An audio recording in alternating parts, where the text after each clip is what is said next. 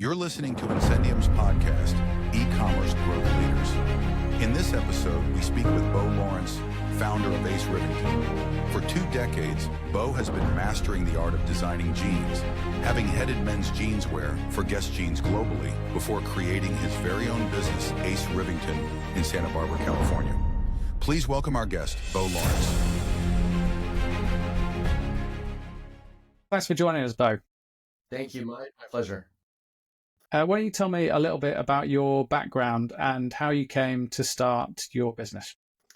So design has been my lane for my whole life. But technically the last 25 years, the space that I've lived in has been apparel, specifically jeanswear, very specifically denim jeans. So I built my career in that space, spent approximately 15 years doing it on a global corporate level. 11 years ago, started my company, Ace Rivington. So what was it that sort of triggered you to go from the corporate world to jumping in and doing your own thing? You know, as a young person, I knew that, again, with design being my passion, and from when I was 4 years old until I was, I think, 22 years old, I wanted to be an architect, and I was very specifically focused in that lane. And then a handful of things happened, and I wanted to pivot to figure out how to make enough money to help my parents with their financial challenges. And I pivoted into apparel, not for any other reason than to figure out how to build a company myself. So for me, working for other people was a path to be able to do that. Right. So you always had that kind of goal. I'm going to start my own business and I'm here to learn,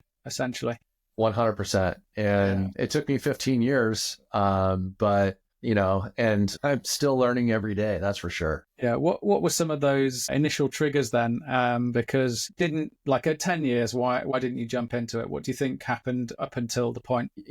As we all kind of build our path, especially as we get more and more established in a space, there's momentum that develops, especially if we're working for other people and excelling and growing. There's momentum that develops that isn't justified to walk away from. By 10 years in, I was the head designer of men's jeanswear for the globe for Guess Jeans. So at that point, I was managing, product that we were creating in Florence, that we were creating in Seoul, Korea, that we're creating in Los Angeles, and was having the opportunity to work within all of these places and build team and, build great products. So I reached, this exciting point in my path that had plenty more opportunity to continue building. It just wasn't, the stars didn't align at that point. It wasn't until a few years later that actually all started to unfold in the right ways. I mean, if you're still learning, it's easy to stay in something as well, isn't it? And probably important too. I mean, there's probably things that you've picked up in those last 5 years that have been really important for your success. Yeah. I mean, I think, it's so interesting when you consider path, especially in corporate, in a structured environment, especially a global structured environment, when it comes to the importance and pressures of being flexible. And if there's anything that I've had to learn that has helped me build Ace Rivington through all of the twists and turns that we've faced over the last 11 years, it's being flexible. I coach people who are in the corporate world and who are aspiring to build their paths, that you want to act like a rubber band. If someone tells you to run 100 miles an hour in one direction, you do it. And if they tell you to pivot and run in the opposite direction, the faster you do it, the less you complain, the more open you are to doing it immediately, the better your chance of actually growing in your role is. And flexibility, as you well know from all of the people that you've spoken to, and in your own business, it's the whole thing. You don't know what's going to happen. You've got to be flexible. Yeah, absolutely. And also pivoting. We've developed new things for our own product based on feedback, and gone in a completely different direction than when we started out to get where we are now. How have you found that within your own business then? Have you had to do many pivots along the way? Yes, at least like 3 significant pivots, and we proved the concept, or we launched the concept for the brand through crowdfunding on Kickstarter back in 13 and launched there with the grand vision of building a brand that was going to be a catalog focused business, because I wanted to tell the story of Ace Rivington and have it live on your coffee table, where you could, be inspired by the global experience, wear the clothing and feel like you're a character in the story. So that was the initial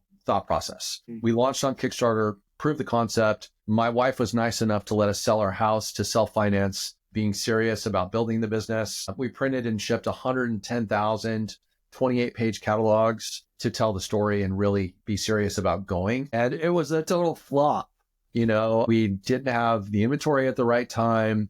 We didn't use the right mailing list. There were so many things that didn't work. And shortly, months after shipping those catalogs and only making a small portion of revenue off of it, I had storage units full of inventory and I had to figure out what I was going to do. So then we pivoted into testing wholesale, and that was challenging by not having the right people involved. And then we pivoted into a small format retail concept. And that was the beginning of seeing how we could actually build stability in our future. So the first sort of success then was from a brick and mortar. Definitely. And, it was a 120 square foot corner inside of a building that had 2 breweries and a winery in it. And I could just be in that little space, tell my story and get people inspired about trying our product. And within the first couple of weeks, we were the most successful space in that building. And I knew that I wanted to control the sound. I wanted to control the point of sale. I wanted to control the entire experience in my own store, not in a little shop in someone else's space. So it took a few months to begin to figure it out, but we ended up opening our first proper store and told a really good story in that space. And then I decided I wanted to open 100 of them. And that was the beginning of heading down that path and learning more twists and turns and seeing it all change and the world change and whatnot. How many stores do you have currently? So currently we have 1. From that first space, tiny, we went to small, and then another small, and then a medium. So now we're actually in our 5th location, but this location is our last location in Santa Barbara. It's a proper flagship store on a significant corner with beautiful windows and just incredible display. I'm sitting inside of what I joke as my little elf's den and the attic up above the store. But we've got real space and we can plan and we can grow. We definitely will be opening more stores around the world. Starting next year, we looked at this year, we're going to move it to next year for the second store. But step by step, we're putting the screws in and we're figuring it out. And of course, you have your online space. Yeah. And for us, everybody thinks about what their own path has been, what their own wheelhouse has been for resources, for people, for their own personal understanding. You guys, I design jeans. I can run circles around anybody who designs jeans. I've had to learn everything else. So for the first 8 years of the business, I did not have, an effective marketing strategy in place to actually be able to grow online in any real way. And it was so hilarious in late October of 2022, I received a cold call, and I'm not nice when I get cold calls on any level. So this person who calls, I said, "Where are you calling me from?" And they said, "Santa Barbara, where we're based." And I said, "Listen, if you meet me in 15 minutes at the sandwich shop down the street, I'll give you 15 minutes of my time." They said they were online marketing people. So I'm like, whatever, let's see what happens. I have a bunch of product. I need to market it. Let's see what happens. The dude pulls up in like mom's 1990 something Toyota Corolla convertible, I don't know what. And so that checked the first box because it wasn't a G-Wagon. And then I gave him 15 minutes and then I hired him on the spot. And then what that turned into was them testing using our list for November and December. And in January, again, I make jeans. And to build our business, it's about how few SKUs can I create and make them into whatever any customer needs. So for the first several years of the business, it was full tailoring on every pair of jeans that we sold, to get, are you 5'9"? Are you 5'10"? Are you 5'11"? What's the inseam you need? 28 and a half, 29, 29 and a half. So I would fit you and then make you look like a movie star in those jeans. And that's something that we did direct in our store. I never imagined that that's something that would work for us online. So come January of 2024, the marketing guys said, what do you think we put tailored denim online? And I'm like, you guys are crazy. How are we going to do that?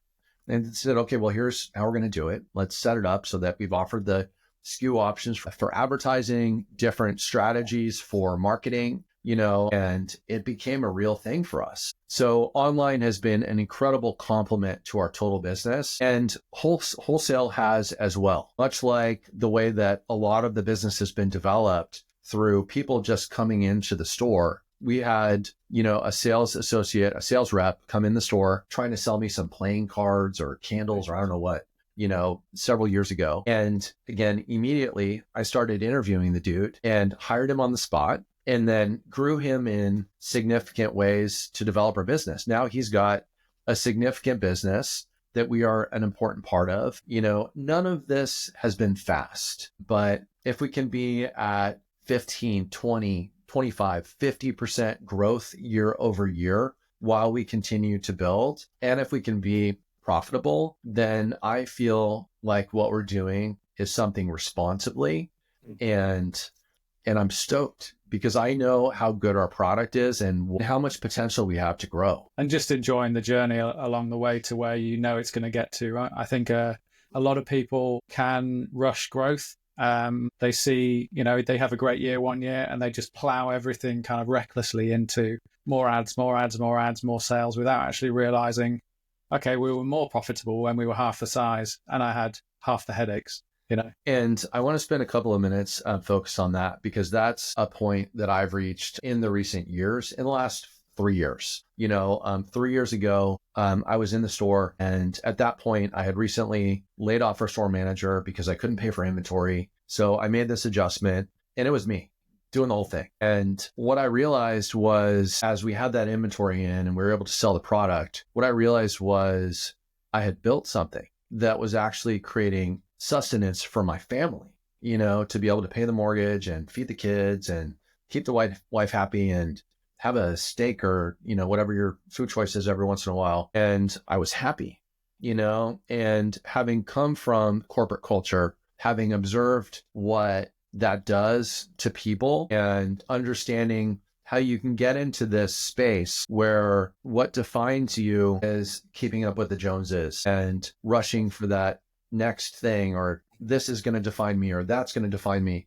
That's all bullshit. And what I realized was I can actually be happy as a person and feel accomplished and confident in myself, in the path that I've created, and stuff comes, the money's going to come. And for me, it's about the experience, making somebody happy in our product and understanding that I figured out how to pay our bills. Of course, I have goals. The goal for me, for our business, is to build a global brand. We've invested significantly in that as a path, and we've got a strategy to how we're going to check the boxes off, but as I'm heading into my 50th year this year.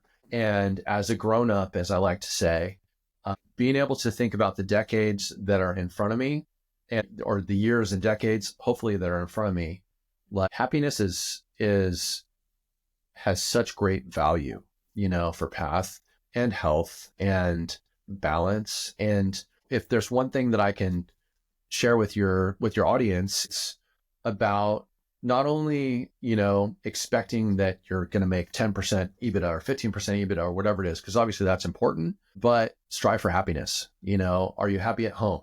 Are you happy at work? Are you healthy? Is your consumption responsible? All of these things. And life is such a special thing. It's easy to grind your whole life and be at the end of it and be like, I wish I did this. I wish I did that, whatever. Who cares? Like, if you get to enjoy every day, moments like this where, I'm learning about incendium and understanding and communicating to an audience that's out there, like, this is awesome. And I'm super grateful for it. Happiness is really important. It's something I hope we can all achieve in our paths. Yeah. Very well said. What's something at the moment then that maybe bothers you? Let's not say derails the happiness, but some of the challenges that you have currently. I think teaching is an important thing, and as a leader, it's our responsibility to teach others on how they can achieve the maximum amount of growth that they are due. And for me, the approach I take with people is always, I think that you can reach the moon until you show me that you can't. And I think, like, me continuing to learn how to teach in different ways, because there's all different kinds of learning and everybody thinks differently. Everybody learns differently. So for me, what I want to do is just continue to learn how to be a better teacher, how to be able to help people achieve what I see as their highest potential, especially from an organizational standpoint. As you think about team and you think about the power of that, I'm really genuine and honest in saying that I would like to achieve such success that I can buy houses for all of the people on the team who have contributed in such meaningful and committed and significant ways. But at the same time, I've got to be able to teach all of them the best way that I want them to think. And obviously, I'm not the one that knows everything. I can learn from people too, but just being the best teacher ever, I think, is something that I spend time thinking about consistently. And, as you're able to empower team members to take others under their own wings, my expectation of them is the same, that it's about like empowerment and about growing people and about like believing in yourself and the path and the potential that we all have. You said the website did very well last year. What were some of the factors contributing to that success? First of all, it's having smart people involved. And that's been a significant part of building. And in building anything from scratch, it's about who are you bringing in? How much are they committing to your vision and how much are they committing to being a part of your story? And, I'm super, super fortunate in that people believe in my story and they want to be a part of helping me achieve what I envision us doing. So the big part of the success came from having the right people involved and then having them continue to turn those knobs to try to make it work. Now we've got this ecosystem of marketing tools that we've created from an ad strategy standpoint. We tested like 600 ads last year. And for the ads that we've built, they all have, the ones that are productive now, they're feeding each other, and it's really wild as an authority in the space. And you guys, I've probably made 25 million pairs of jeans in my career. I know what I'm talking about when it comes to jeans, and in being able to share that I'm an authority in the space and helping people understand that I can share concepts and ideas that really make sense using that level of authority in some of the advertisements. It's so interesting how it's gotten people over here that are watching an ad to reference another ad and to reference another ad, just validating the space. What's also been really powerful, and, this is probably going to jinx myself for saying it, for all of the trash talking that happened in advertisements early on, a lot of that's gone away because people now understand, like, I'm an authority. We make correct product. We do it the right way.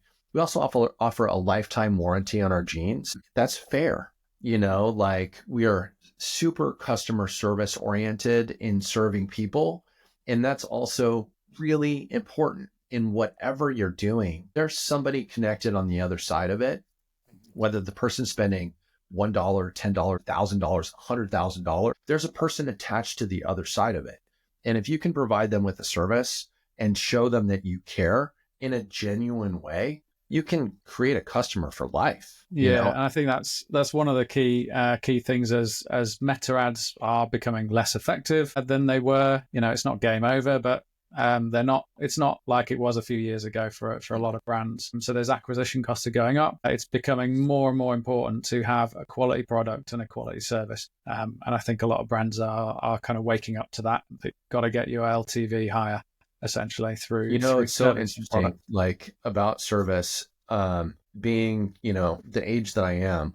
As a kid in the 1980s, I learned so much from the service experience that my parents would have when I would tag along with them to a store or a shop, whether it was the stationery store or the pharmacist or the sewing store, whatever it was, based on the way that the shopkeepers served my parents and the values that came from that.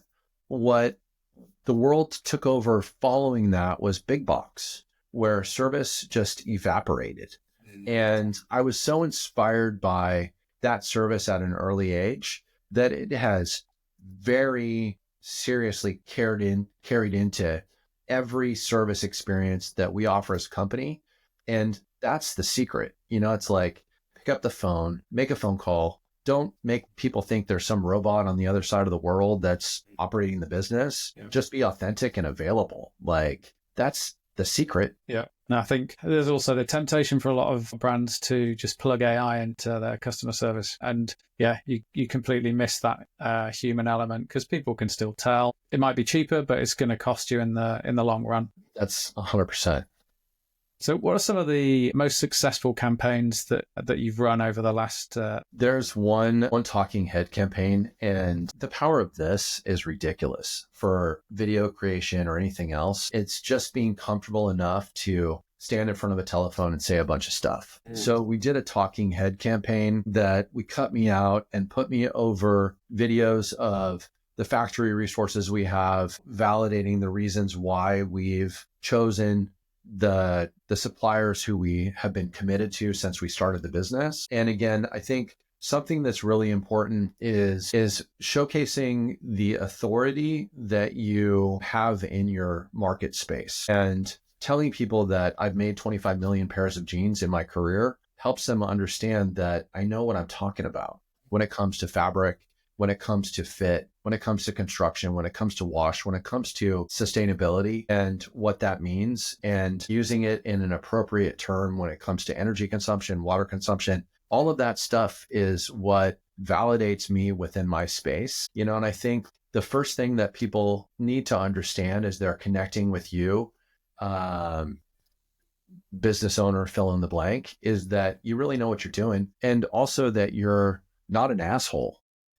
Yeah. When we launched the company on Kickstarter, I invited my best friend to produce our Kickstarter video, and he just was hanging out, but he was my best friend who knew me from my calculus class in college to all of my stages through corporate to launching this new business. And as I was fumbling through and he also won 5 Emmy Awards, so he knew how to tell story. So as I was fumbling through what to say, he said, "Beau, all you need to say are, chances are you or someone own a pair of jeans that I've designed." And that was the validation to start our Kickstarter campaign. And it worked, by sharing that authority within the space. So, I think like that talking head, that authoritative approach within the space, showing that I know something, hugely successful, coupled with, the right level of authenticity around humor and, fun and happiness that go with it, underlined by a lifetime warranty, custom tailoring lifetime warranty. Where's the argument? It's just a compelling kind of case, essentially, isn't it? Huge. So looking ahead for the next sort of 12 months, what are some of your goals? Number one is get on calendar. And, I think your entire audience can appreciate, in whatever space they are and whatever they're offering, is the importance of structure and consistency when it comes to, task management. And whether it's designing a new collection or building the marketing assets or taking a photo shoot or doing this or that or whatever it is, placing production POs or anything else, getting on calendar is going to build the structure that is going to truly allow us to scale. And, for any business within the space, in any space, you can step on the gas, you can figure out how to grow in different maybe not the most responsible ways, but if you want to build something with longevity and you really believe in the scope of potential, and you guys, we don't have to be Ralph Lauren. Like, I don't want to be a multi-billion-dollar brand, but I want to be a responsible brand that sells our product all over the world with licensees in a handful of regions, with a handful of retail stores in the United States. And then I want to get a big fat check to say, all right, I'm going to relax in my little elf's den, continue designing stuff and all these things, but I want to build it in a way that I'm serving it on a platter correctly. So calendar is the number one thing for us this year to get on calendar. You know, for all of the tasks that we need to manage to build our business, that's going to end up serving doing our social media even better, doing our photo shoots even better, operating our store, having our processes, managing our warehouse, serving our wholesale, you know, fulfilling like everything. Everything is going to be done better based on calendar. And, you know, I think that's something that everybody should think about with their business. Is your calendar as tight as it should be? Are you doing your things on time? Because if you're not on time, you're messing up stuff for somebody else and you're going to give them less time to actually do a good job to deliver what you need. You know, like be on calendar. So calendar is the biggest thing for me this year. And do you have any sort of broad advice for people looking to start their own brand? 100%. The most important thing that you can do is don't try to be perfect. My kids hate when I do this, but when I drop off my kids at school, and my kids are both readers, they love education and all these things. But as I drop them off and they walk away from the car and they're walking into the school with the principal and all the other kids standing there, I'll always roll down the window and I'll yell at them, hey, don't forget, even D's get degrees, because you know what? It's about completing and moving on to the next thing. If I wanted a perfect prototype for our first sweatshirt for Kickstarter, I would still be making prototypes 11 years later. Our first sweatshirt was such a piece of garbage. You know what? I used Photoshop to make it look better. And I sold $61,000 in sweatshirts in 34 days. And that was a great start. You know, we talk a lot internally about 80% is the goal. You know, just be realistic with, first of all, if you have the dream for doing something, just do it. And don't do it the way that I did. Because I thought that meant you had to put together a 100-page business plan, which is what I did. That was ridiculous. I spent 4 months putting together a 100-page business plan. You don't have to do that. You know, if you have a 2-page plan, that's great.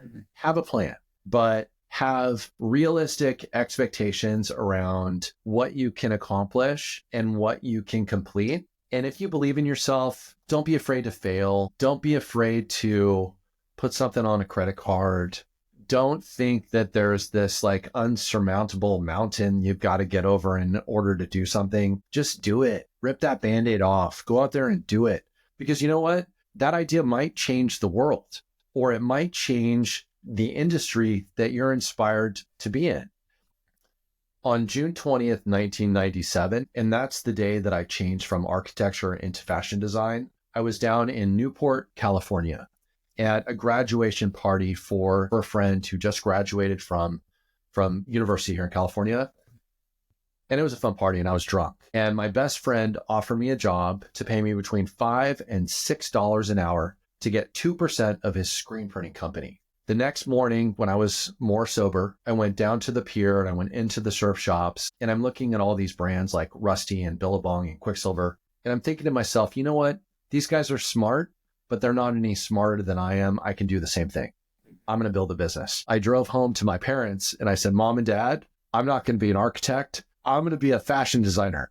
And that was an interesting conversation. But I knew that those guys and people that have built these things are not any smarter than I am. That's the other thing that's really important. If you have an idea, believe in yourself sincerely enough that you're going to take the chance to do it. And when you make enough money, come to acerivington.com and buy a pair of custom tailored jeans. Great advice. Is there one piece of advice that if you could go back in time and give your former self before starting this journey, you would? You know, I was just going to say, don't make a catalog, but But the thing is, I'm so grateful for my path, the path behind me and the path in front of me. And that's it. Like the advice I'd give myself is to learn how to manage stress differently. But part of that also is the experience, being able to go through the steps to understand, okay, this is how I'm going to manage this finance. This is how I'm going to manage this human resources. This is how I'm going to manage this inventory, whatever it is. The experience is part of what helps you reach a place. And, if I could have realized that I had reached a place of happiness a year earlier, 2 years earlier, 5 years earlier, 10 years earlier, that would have been better. But I just feel so grateful for the people that are in my world, for the customers who we have, for the path both behind me and in front of me. I wouldn't change one thing. Like, Awesome. We are in such a good place, and it's all in my heart and in the heart of the people who come in our store, and you guys, that's what life is. If you're lucky enough to understand that and to live that, you're so rich in so many different ways. But happiness is what the goal should be, period. Because you're not going to get any of these hours, these minutes, or days or years back. You're not going to get them back. And looking at every opportunity you have to sit down and have a coffee with a person, or to have a conversation and to make an authentic connection, looking at those things as special moments in your day, to cherish. And that's what makes that day special. Yeah. That's what I do now. And I'm just really stoked, like I love what we do. I love what we're building. I'm very proud of where we are and where we're going, and I just want more people to be able to achieve that type of happiness, and just to know it's as simple as that. Don't try to be perfect, because you're never going to be perfect. Embrace those imperfections, cherish those imperfections, and just keep going. Yeah. Thank you very much. Thanks so much for the opportunity. This has been really cool to be able to reflect on what's got me here and to make an incredible new connection.